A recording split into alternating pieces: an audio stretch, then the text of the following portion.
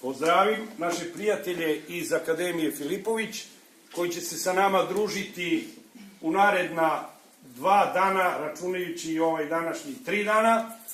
I nadam se da će ovo druženje biti od velike koristi, pre svega za nas, za vas, i da ćemo nakon nedelje biti bogatiji, ćemo mnogo više znati, naučiti i tako dalje.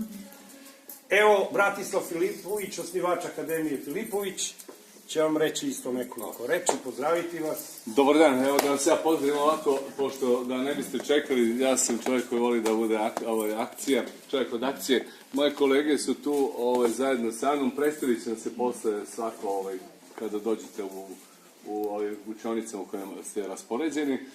Tu sam stvarno, kao što je rekao direktor, da vam prenesemo znanje i vještine koje će vama trebati za rad, da vas upoznamo sa programima koji će mnogo da vam olakšaju posao koji radite.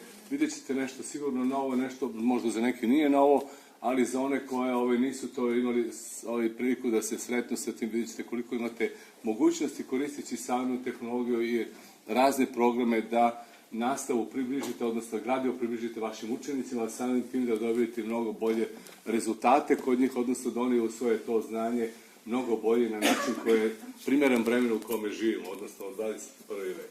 Toliko za sad može